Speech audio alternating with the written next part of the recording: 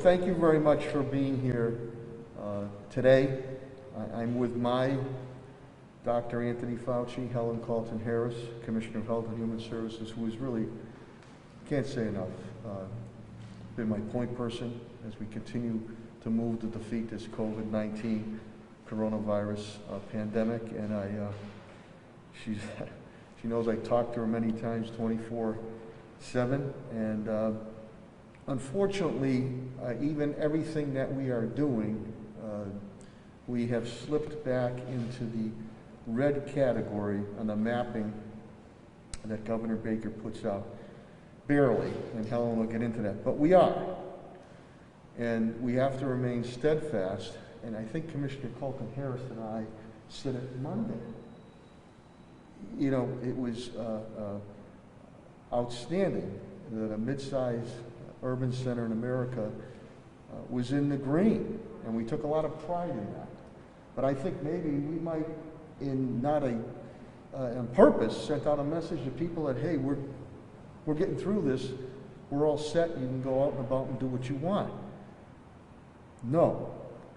And now it is evident, I know yesterday was 26 was our number. Numbers are starting to tick up. And now we're at the point in time, and I'm going to have Helen explain on some of the stats, but also specific. It seems to be coming more on residential type stuff and gatherings. But here's the big thing, and we will defeat this COVID-19 coronavirus pandemic. We were very excited that Governor Baker, Lieutenant Governor Polito, the ability where we were before, being yellow and green, to move into phase 3, part 2. With this information, which we received very early in the evening, I just want to send a message out to any and all, especially our businesses. You must stay in. You must stay in phase 3, part 1 right now until we continue to work our way back down to yellow and green. So some of the things that the governor had indicated with the restaurants at 10 at a table, unfortunately right now cannot be done. The review of the bar seating has been reviewed. The venues now about 50% capacity, up to 250. And many other things that were put in the phase 3, part 2 cannot be done currently in the city of Springfield.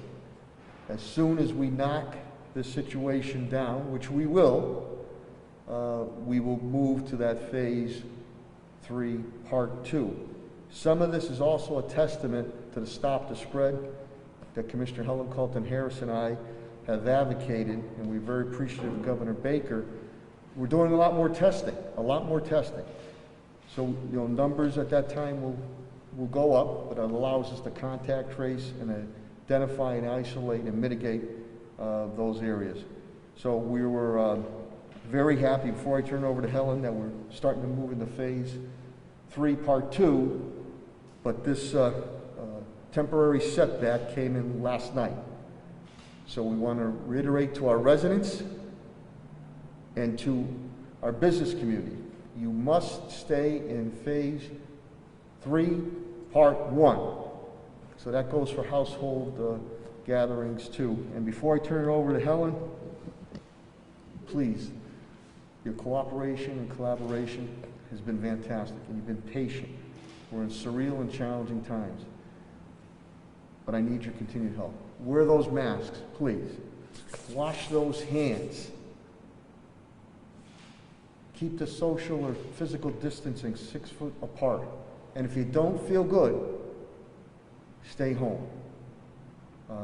So we'll get back to it. Let me turn it over again to my Dr. Fauci, Commissioner of Health and Human Services, Helen Carlton Harris. She's going to go over some specifics. And again, please heed her wisdom and advice. Without further ado, the Commissioner of Health and Human Services, City of Springfield, Helen Carlton Harris. Thank you, Mayor.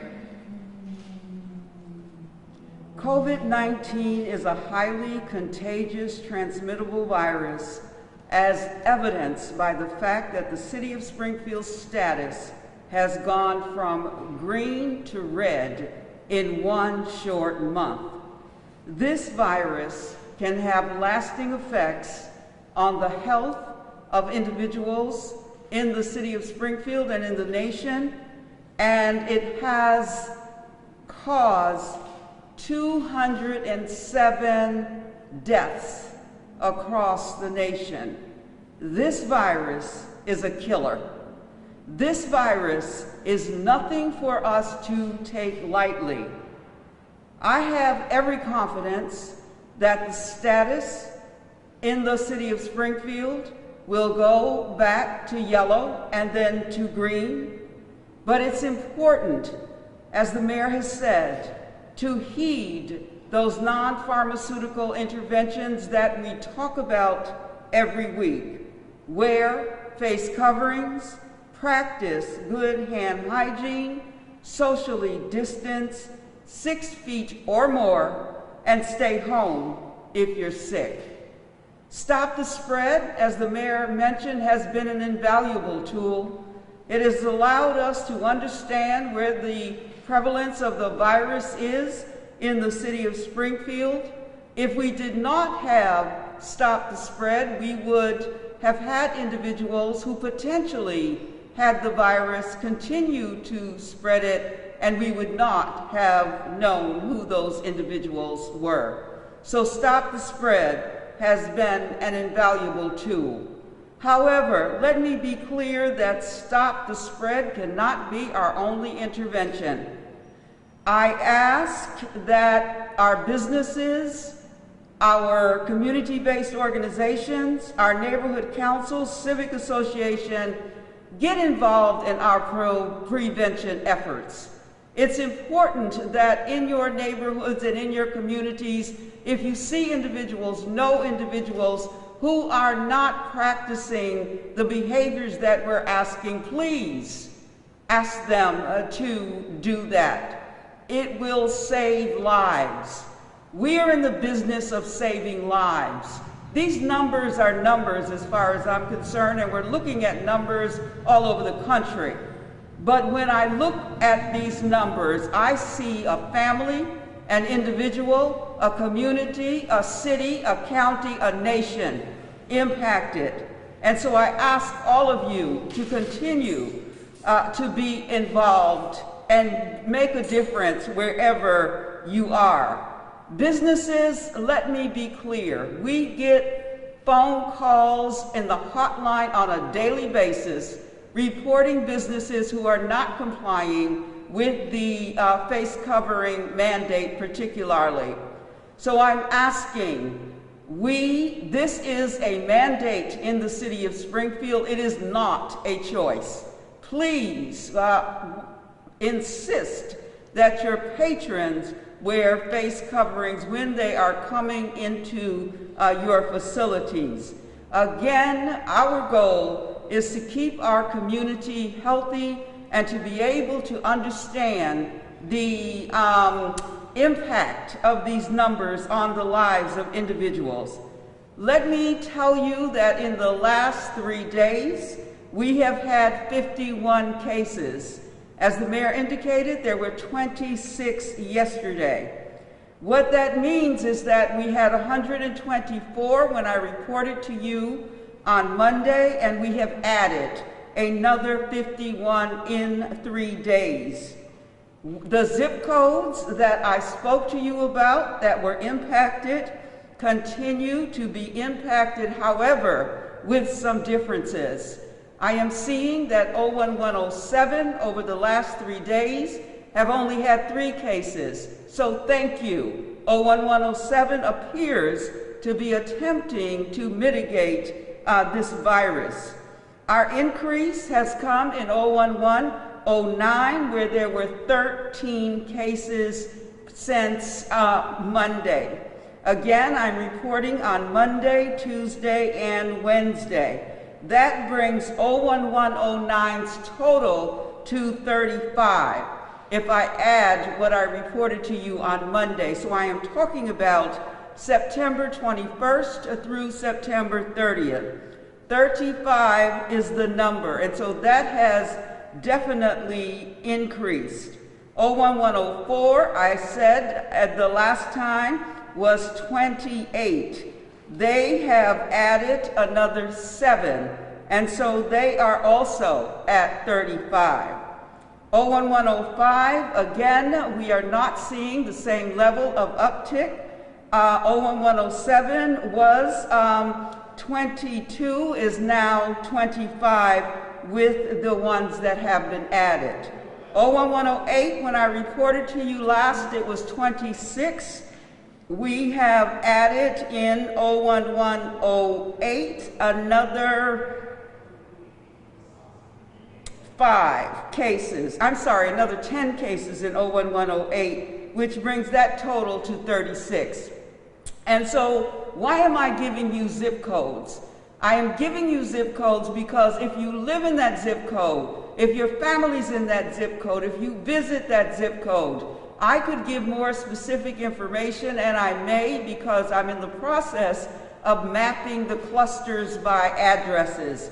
Once I have that information, we will continue to do the outreach that my department does to very specific neighborhoods and work with our community partners to try and stem this tide. We are serious. This virus, I will say it again, is a killer.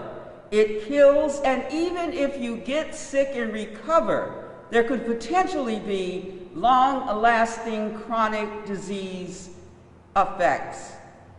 We care about the residents of the city of Springfield and the Western region. We care about your health. Please, please, do what we ask. We're asking because we want a measurably healthy Springfield, and we want these numbers to go in the direction that they can. City of Springfield was a green city. You know how to do this. You know how to do these prevention efforts. Please adhere to our advice. Thank you. You can see why I call it Dr. Anthony Fauci. Again, unfortunately, we joined the list with Boston and Worcester. Helen and I continue to work very, very closely with our hospital system, Dr. Kerouac at Bay State, Dr. Roos at Mercy.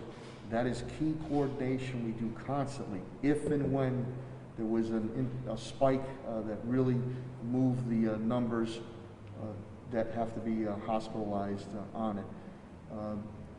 As Helen pointed out, we were green. So each and every one of you know what to do. We need you to do it again and continue to do it.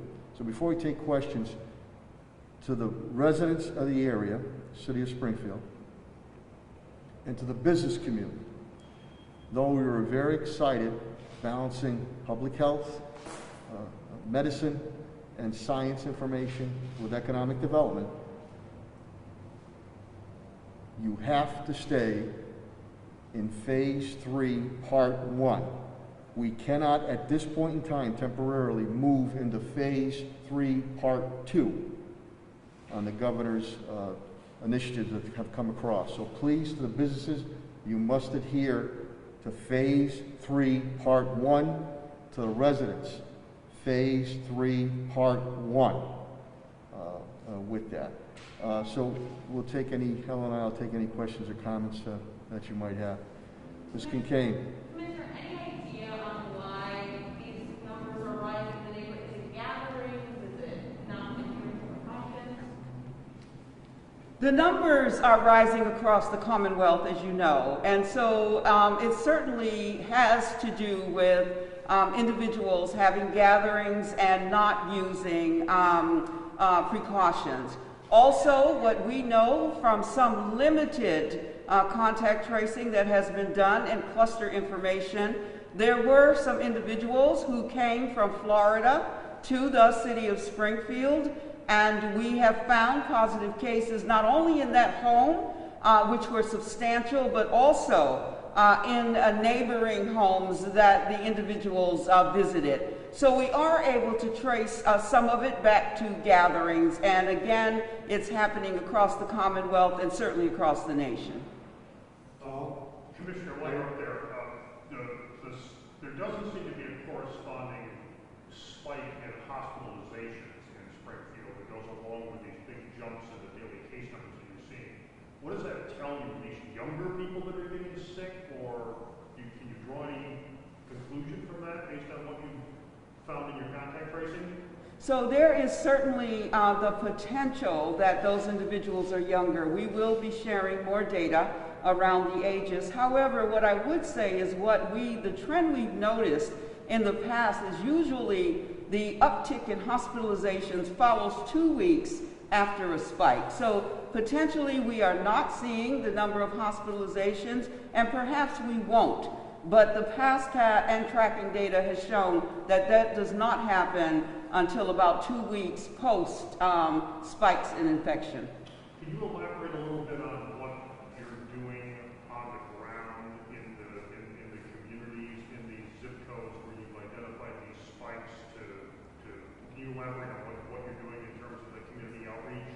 Certainly. Right now, what we're doing is the contact tracing and assuring that we understand where the infections are. We are working with our community-based organizations in those zip codes to try and get educational materials out. Our staff is as well trying to get educational materials out. The challenge with our outreach, as you might imagine, is the fact that COVID-19 is highly contagious. And so much of our outreach has to be done by telephone, it has to be done by drop-off, and so it's not the traditional outreach that we'd like to do, but again, this virus has us in a position where we have to think creatively in terms of our outreach. So we are doing the outreach, we are getting information out, but we as a city and as a Department of Health and Human Services certainly can't be in every home, in every neighborhood, and so that's why the participation of our residents is critical to us being able to stop this spread in the city of Springfield. Knock on wood, we haven't had, it's over a month now, we have 131. Oh, one more just started, okay, but we went a month, and again, to the families and individuals affected, our condolences and sympathy and thoughts and prayers. The other thing too, and Helen and I think Governor Baker's administration, Lieutenant Governor, have been consistent. We have been consistent in our message. And what we're seeing at times coming down from the federal level is a non-consistent message, a disjointed message. We base our message on public health, the sciences, and medicine. And that's the message that has to continue to be put forth from the federal level on down. Because if you send these disjointed messages, these mixed messages, people all of a sudden think everything's okay. They let their guard down. And I know that it's been wearing on all of us. We're moving, but we took a little step back here. So the message needs to stay consistent in what we said. You do that, we'll get back to yellow. We'll get back to green. We'll get to gray. And then finally, when there's a vaccine, the problem will be solved. So we're trying to balance that with also trying to open up our economy. But you can't, if you don't have the public confidence, the business confidence, or the consumer confidence, it's not going to work. So that's consistent message based on the facts. Audrey? So Governor Baker said that communities that are in the red should have full remote schooling. I know Springfield already is, but the public school district, but with respect to the private schools that are still holding in-person classes, have you guys gotten any indication from them, or have you spoken to them about moving that direction as of last night? I'm going to let Helen handle it. I think Pope Francis has gone remote after they had some cases that broke there. I'm not sure of St. Michael's, but they should follow the guidelines from my Commissioner of Health and Human Services. We're also, and Helen's a big part of it, I'm not happy to come with that, but Helen's a big part of it. We have an industrial hygienist that is going through all our buildings. And again, there's not an air quality situation. Because of the COVID-19, it's about ventilation and movement of air. But let me let Helen address that. Well, the direct answer to your question is I have not had conversations with the private schools or the or the parochial school systems. However, we know that in the past they have agreed to follow the Department of Education and Secondary Education guidelines. If in fact they do that, then they will go remote. It would be our recommendation that because we are red in the city of Springfield, that they do go remote. But that's a recommendation. As you know, they are not mandated to follow the guidance they're not mandated to follow the guidance of DESE, but we do hope they will follow the guidance of the Board of Health. Yeah, that Department of Elementary and Secondary Education, I have school committee meeting tonight, and that from the governor with Secretary Riley, I would assume if the governor's making that statement, that he wants any city or town in that red category to follow that. But we are currently remote here. It was a right decision to make, and I think some other decisions Helen and I made ahead of many other communities were right decisions to make too. I think it's if you're red for 3 weeks that you have to go remote, because I know in Boston, which just turned red, they are doing some in-person schooling today on the public side, just starting today. So I think it's 3 consecutive weeks. So I mean, we can check on that. It's either 3 or 2 consecutive weeks in the red. But when the jump that we had all of a sudden there, those are warning signals. And we rather err on the side of caution. I know the logistics come into play there. That's not a situation we have to worry about here because we are remote. But I think that they should heed Commissioner Helen Calton's wisdom and advice on a recommendation. They should also follow what DESE puts out and Governor Baker. This virus is, again, it's like we're shadow boxing. You know, where's it going to go? Where's it not going to go? Those other natural and man-made disasters that hit us, I knew what hit us. I knew how to jab back, hit back. This one's different. So we knew there was going to be ebbs and flows. Helen does the maps every Monday morning. And you can see where we were and where we've been able to go. But now, Audrey, do you have a question? And I just wanted to double check on one other thing. I thought I heard you mention this, that restaurants now go back to 6 people at a table and no bar dining because of this. You're gonna have to, here, I'll let Helen have that. You're gonna have to, whatever was phase 3, part 1. Because phase 3, part 2 is for yellow, green, and down. So I know Helen can allow it. Yeah, you're going to have to stay status quo the way you are, because I don't think that kicked in until Monday, if I'm correct. It is our recommendation. Boston and both Worcester have kept, as you know, their restaurants at 6 per table. Our recommendation is that the city of Springfield, based on our red status, continue to follow in that vein until we are back into the yellow of the map. So we would recommend that it be 6 at a table versus the expansion of the 10. Any other questions or comments? Okay, I really, really appreciate the media being here, the print media, the TV media, the radio media, to get this information out. We felt it was important to put a face to the information, because it's, as we did early on when we had in this pandemic of major spikes, and as we've done when we've had, being a green community. And that's our goal. Our goal is yellow, green, gray, get rid of this thing. And remember, on August the 26th, we had 0 cases. So it's important to recognize just how quickly this situation and this virus can impact a community. Masks, wash your hands, social, physical distance, 6 feet. You don't feel good, stay home. Please don't let your guard down. As Commissioner Helen Calton Harris has indicated, a lot of the numbers we are seeing are coming from residential areas, get-togethers. She continues to go over the numbers. Paul Tuthill brought up a good point. It could be that the numbers people are getting are younger now, because they feel that nothing can touch them or harm them.